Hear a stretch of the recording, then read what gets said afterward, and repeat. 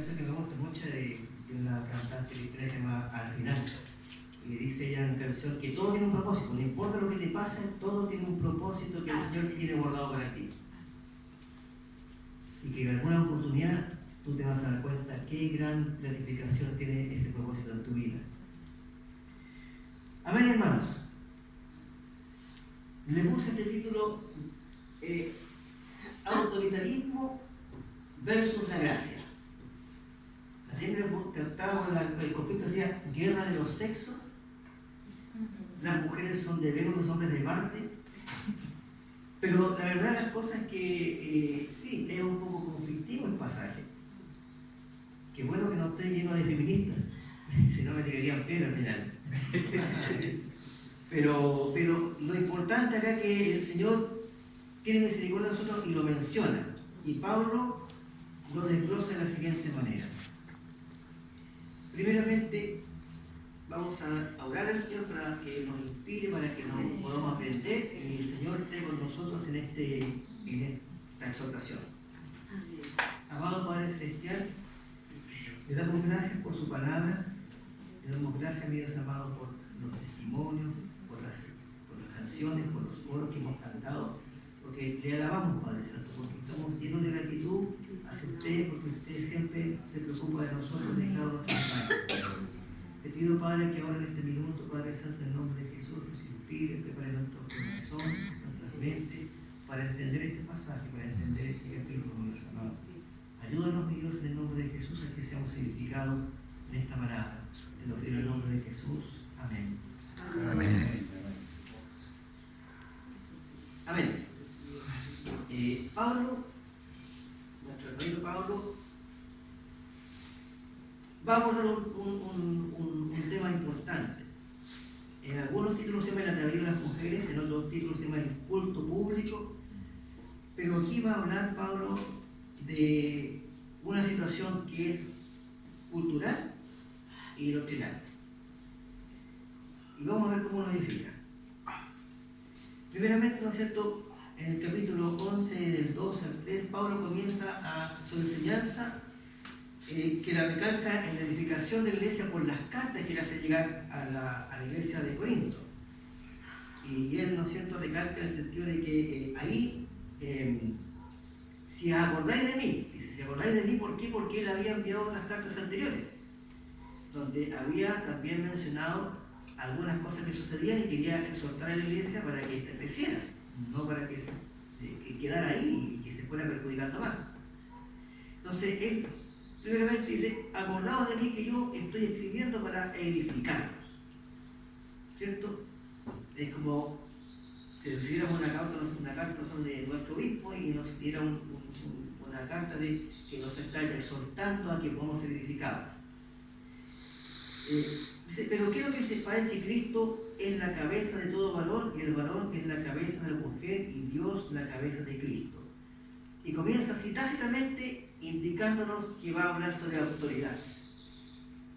Y lo pone en el contexto justamente del discurso, poniendo el orden de las prioridades. Dice, acordamos, ¿no es cierto?, que sepáis que Cristo es la cabeza de todo varón. Cristo es la cabeza de todo varón. Y el varón es la cabeza de la mujer. Y Dios la cabeza de Cristo. ¿Sí? Él nos muestra la jerarquía que hay, ¿no es cierto?, entre Dios, Cristo, el hombre, la mujer.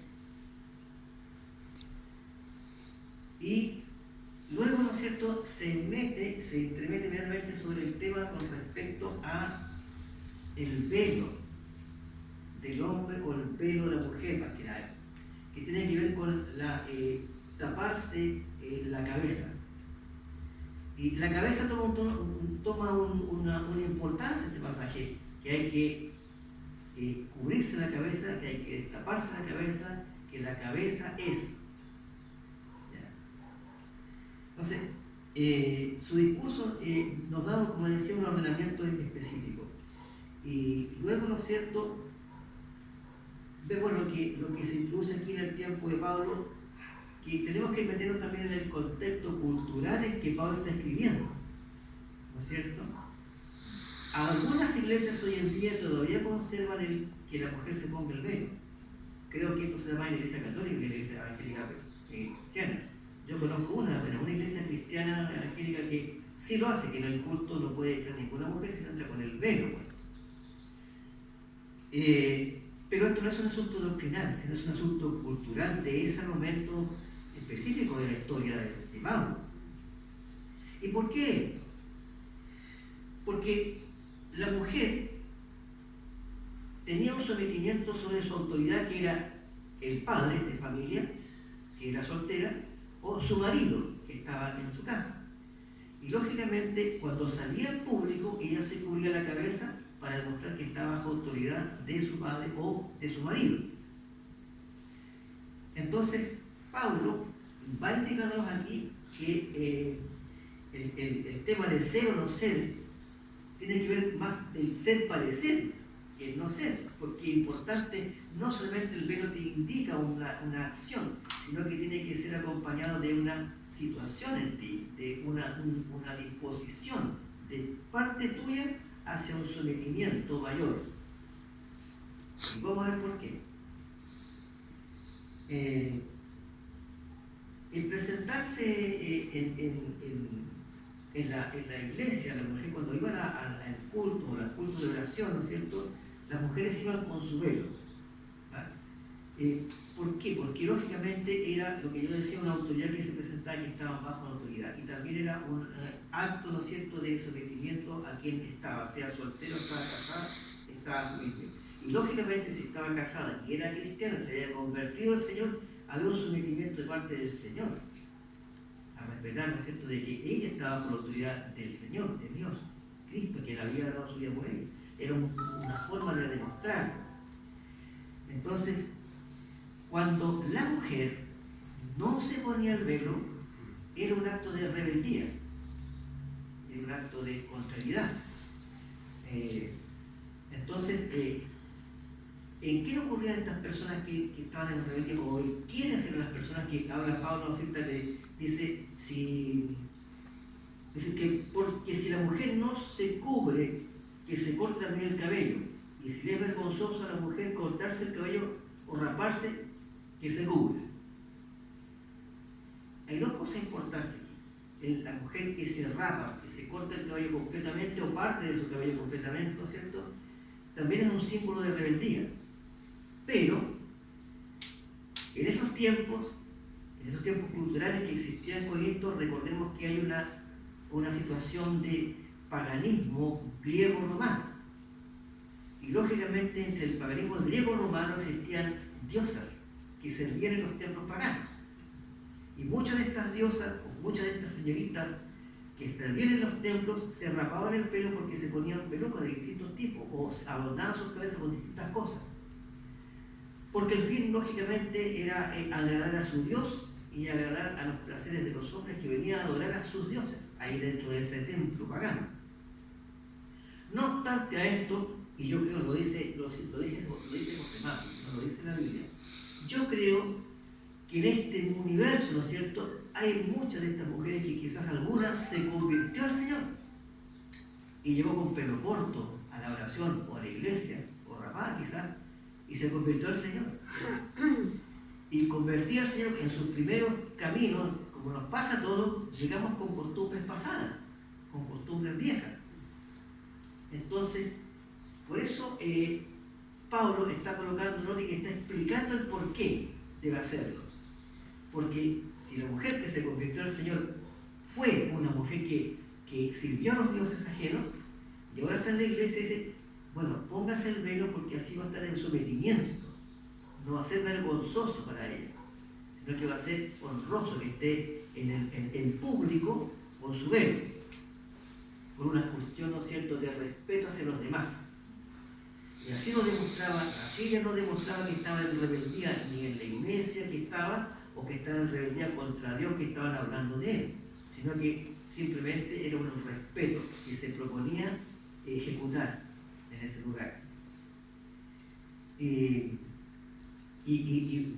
el contexto, ¿no es cierto?, que Pablo nos habla en la iglesia de Corintios está en un contexto bastante cultural revuelto, o sea, una situación de muchas influencias ajenas a lo que a lo que era la iglesia en Cristo.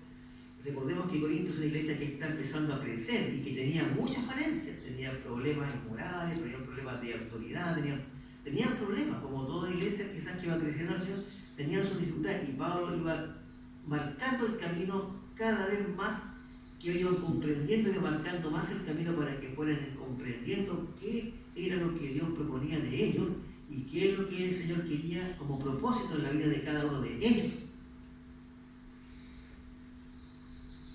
Y luego, ¿no es cierto?, enfatiza con respecto al varón, que el varón no debe cubrirse la cabeza, pues él es imagen y gloria de Dios, pero la mujer es gloria del varón.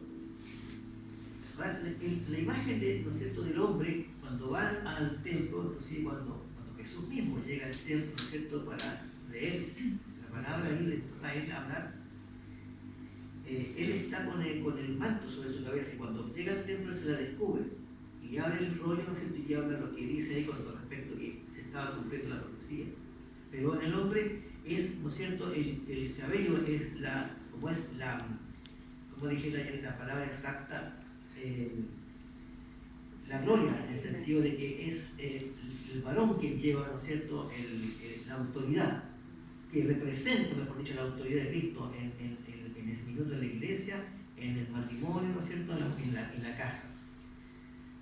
Porque él tiene el cabello, ¿no es cierto?, constantemente en su cabellera, no necesita raparse, no necesita cortarse, entonces es como la gloria de Dios en el sentido despejado, o sea, tengo mi cabeza descubierta porque Dios está sobre mi cabeza, porque Dios está sobre el pensamiento, porque Dios está sobre mi idea. Es como una situación así, pensar de como que Dios está sobre nuestra cabeza. Y aquí tengo mi cabeza descubierta para que Dios esté sobre mí, indicándome lo que tenga que hacer, o lo que tenga que hablar, o lo que tenga que decidir. Y, ¿no es cierto?, y después, y la gloria de Dios, pero la mujer es la gloria del varón. Ahora está indicando esto con respecto a la jerarquía, por así decirlo, la jerarquía que hay entre un matrimonio.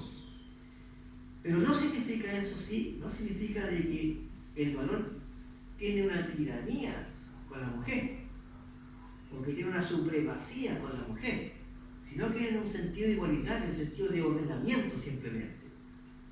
Nos damos cuenta que mujeres y hombres somos iguales y somos distintos a la vez. La mujer piensa de una manera, el hombre piensa de otra manera.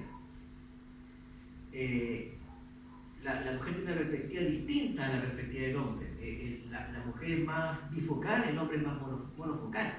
La mujer puede hacer varias cosas, como se dice, porque tiene esa facultad. Dios la hizo así. Amén. El hombre es monofocal, se enfoca en una cosa. Es como el chiste de Bombo Fica.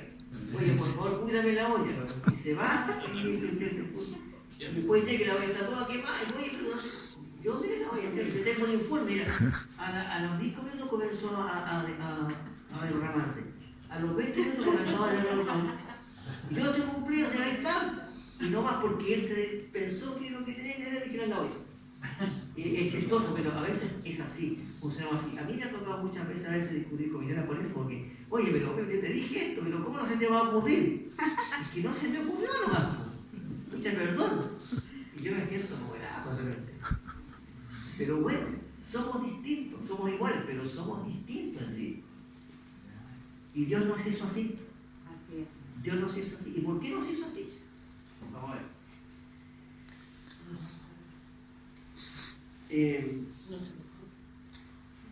Tampoco el varón fue creado por causa de la mujer, sino la mujer por causa del varón.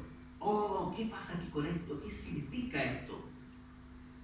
Así como un bombonazo, un martillazo en la cabeza, por lo cual la mujer, y tampoco el varón fue creado por causa de la mujer, sino la mujer por causa del varón. ¿Cierto? ¿Cierto? ¿Por qué? Porque Dios no sacó el hueso principal o la costilla, no sacó un hueso de la cabeza para que fuera su autoridad o para que estuviera barriendo el piso con el hombre. Y tampoco la sacó del pie para que el hombre no barra el piso con ella, tampoco, porque sería siempre bajo los pies. La sacó del costado.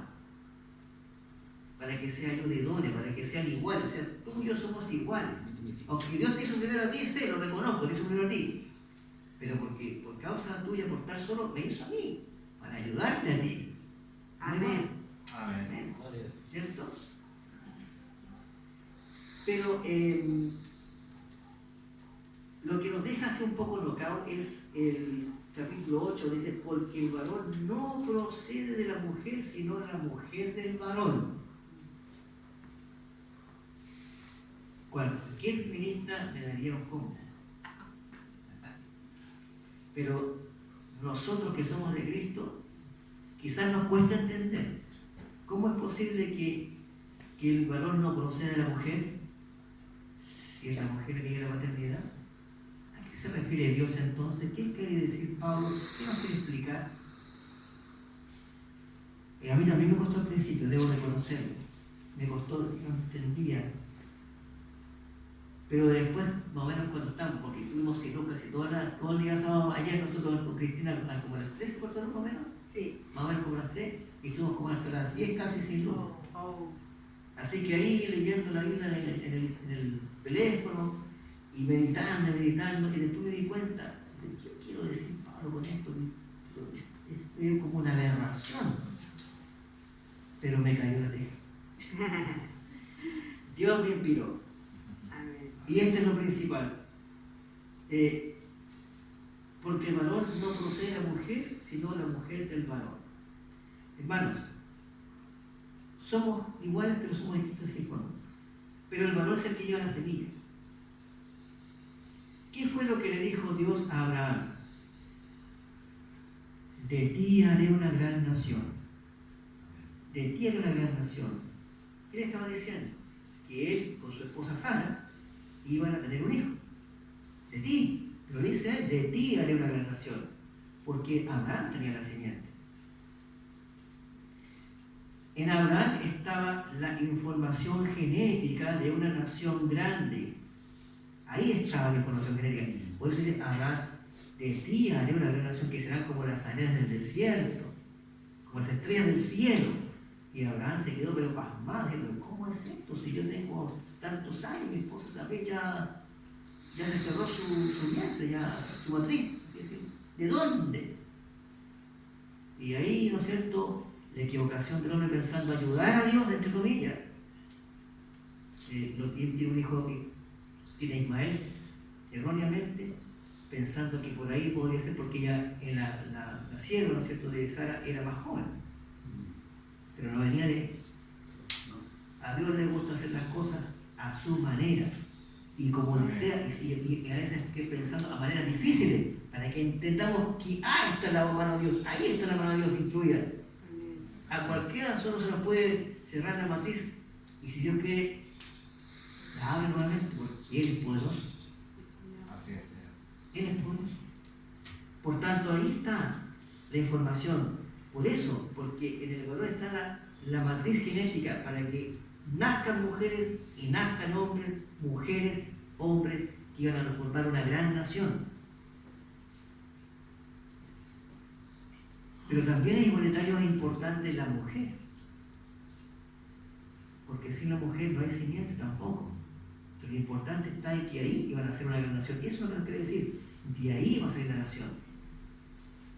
Y después nos damos cuenta de que más abajo sí habla con respecto a la maternidad, por lo cual la mujer debe tener señal de autoridad sobre su cabeza por causa de los ángeles.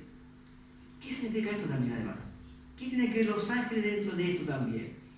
Una tercera situación un poco rara. ¿Pero qué tiene que ver? ¿Acaso la palabra nos dice, cuando hay 2 o 3 reunidos en su nombre, no está Dios en medio de nosotros?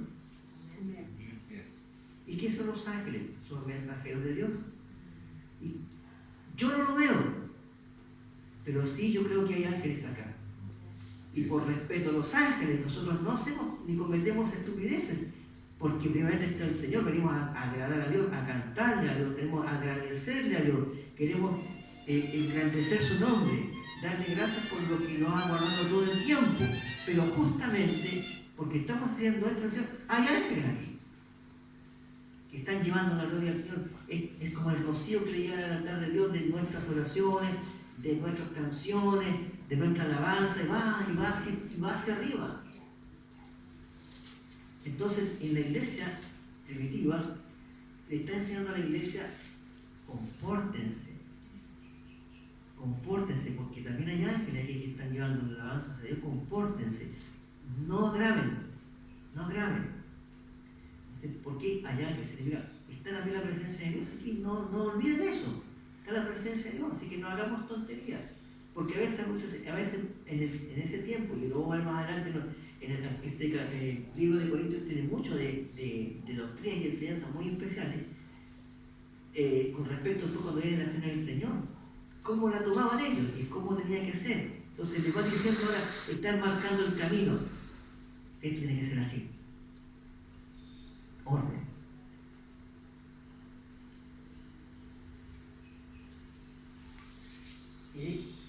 Pero en el Señor, ni el varón es sin la mujer, ni la mujer sin el varón. Porque así como la mujer procede del varón, lo dice, también el varón nace de la mujer, pero todos proceden de Dios. Todos proceden de Dios. ¿Y qué significa esto? Que hombres y mujeres sometidos a Dios. Hombres y mujeres sometidos a Dios en voluntad propia, en pensamiento, de corazón, sometidos a Dios. Pero no porque me lo impongan, sino porque hay una imposición personal mía de parte de lo que Cristo hizo por mí. Porque Cristo estaba en la gloria. Era uno con Dios, era una tremenda gloria del Espíritu Santo, de Jesucristo y de Dios en el Trino. Y de repente uno tiene que separarse para venir y rectificar lo que se había manchado.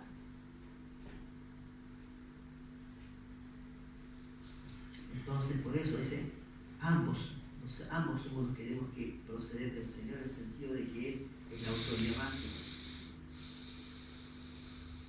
Juzgar nosotros mismos, ¿es propio que la mujer ore a Dios sin cubrirse la cabeza? Recordando su movimiento cultural. Yo, en este minuto actual, cuando nosotros estamos en el culto, ¿no es cierto?, y hay un momento de oración, de arrepentimiento, ¿es propio arrepentirse, ¿no es cierto?, delante del Señor antes de entrar, de seguir en la alabanza? Obvio, porque somos hombres y mujeres que pecamos, nos equivocamos, tenemos errores, estamos en constante, pareciera que estamos caminando hacia 5 pasos adelante y 10 para atrás. Pero vamos avanzando poco a poco. Y Dios tiene una tremenda paciencia con nosotros para soportarlo. Y no importa, hijo, te equivocaste, vamos de nuevo. Es igual cuando tú estás enseñando a tus nietos, a tus hijos a caminar. Se cayó, vamos, levántese, vamos de nuevo. Y el niño da 2 pasos más y se cae. Vamos de nuevo, tú puedes. Lo llevamos un poco, da 3, 4, 5 pasos y empieza a caminar y empiezan a firmarse sus pies. Cristo hace lo mismo con nosotros. También nos ayuda a caminar poco a poco. Y este pasaje nos va enseñando poco a poco el sentido de ir adentrando en lo que Él va a ir enseñándonos más adelante.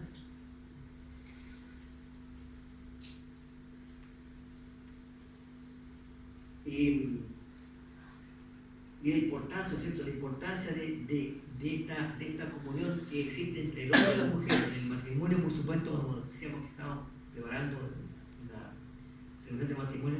Qué lindo, qué bueno que se hace, porque nos identificamos como matrimonio. Porque a veces pensamos que estamos en un rincón solo llorando por una situación que me pasa a mí nomás, y quizás le pasa a otros más también, porque somos diferentes. Y es ahí donde tenemos que tener la altura de miras en el Señor y decir, bueno, mi esposa es mi ayuda idónea. Mi esposo es mi ayuda idónea. Él no está sobre mí, yo no estoy sobre él, pero Cristo está sobre nosotros. Cristo es la cabeza nuestra. Yo respeto a mi marido porque es cabeza del hogar. O yo respeto a mi esposa porque, por ejemplo, en algunos casos que los maridos son del ejército, de la marina, que tienen que salir por meses, ¿no es cierto?, y la mamá se queda a cargo de la casa. Ella es la cabeza de la casa, con sus hijos. Y se respeta, y el marido sabe eso. Hay una jerarquía, lo respeto, pero cuando llega el marido a su casa, él es la cabeza y no, porque claro, no te haga una lista, mira lo que hizo este, sino que simplemente ella tiene su casa, porque ha sido la responsable de llevar a cabo ese hogar, ha tenido una capacidad, y si es cristiana, con mayor razón, la capacidad de seguir enseñando a esos niños, de seguir cimentando, ¿cierto?, su hogar.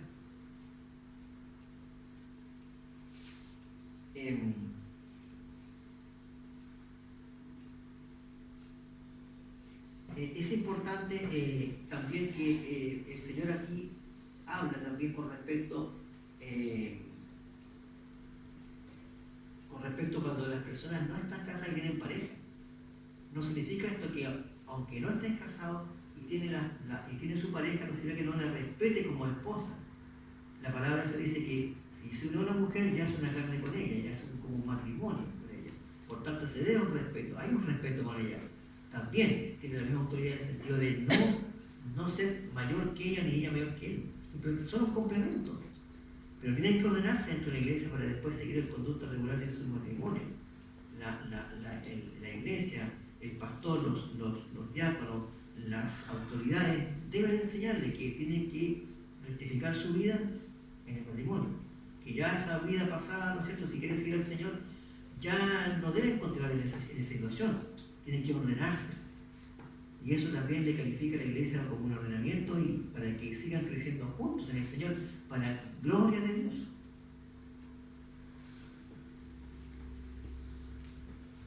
Y finalmente, ¿no es cierto?, en el capítulo 16 dice, con todo eso, si alguno quiere ser contencioso, nosotros no tenemos costumbre en las iglesias de Dios. O sea, alguien quiere rectificar esto con rencilla, alguien quiere pelear con nosotros no estamos dispuestos a pelear. No, esa no es nuestra costumbre. La iglesia no tiene esa costumbre. Y eso lo reafirma más adelante en otro capítulo cuando Pablo enseña, ¿no es cierto?, de que también sigan un ejemplo de él, porque él nunca fue contencioso en la iglesia que fue. No estaba él para ni ponerse por sobre autoridad en la iglesia, ni estaba para contendar contra la iglesia con respecto a lo que está haciendo, sino que estaba para educar, para fortalecer la iglesia, para adoctrinar la iglesia, para que la iglesia fuera para la gloria de Dios. Pablo se pone en el estado de Jesucristo. Él no viene a condenar la iglesia que está creciendo, él viene a fortalecer. Cristo no viene a nuestras vidas a juzgarnos, nos viene a fortalecer, nos viene a aconsejar, nos viene a dar palabra de vida y vida en abundancia. Por tanto, hermanos, creamos que siempre el Señor está sobre nuestras cabezas. El velo ya no se usa en nuestro tiempo. Como decía antes, alguna iglesia lo usa. Ya no se usa, porque ahora nosotros conocemos por conciencia de que Cristo está sobre nuestras cabezas. Por conciencia conocemos que somos del Señor y vivimos para Él. En vida lo glorificamos. Y si morimos, somos del Señor eternamente. Amén. Gracias al Señor. Oremos a Dios por esta palabra. Amado Padre Celestial, le damos gracias en el nombre de Jesús por su amor, por su misericordia, porque usted es grande, porque usted es perfecto, mi Dios amado. Le ruego que usted bendiga a cada hermana, mi Dios, en el nombre de Jesús, que usted edifique sus vidas por medio de esta palabra, por esta enseñanza, Dios mío, en el nombre de Jesús. Usted fortifique los matrimonios, Padre Santo, en el nombre de Jesús, para la gloria de su iglesia. Y usted, mi Dios amado, siga enseñándonos el camino a seguir cada día, en cada instante, mi Dios amado, en el nombre de Jesús, el Señor. Amén. Amén. Amén. Amén, hermano. Que Dios les bendiga. Amén. Amén.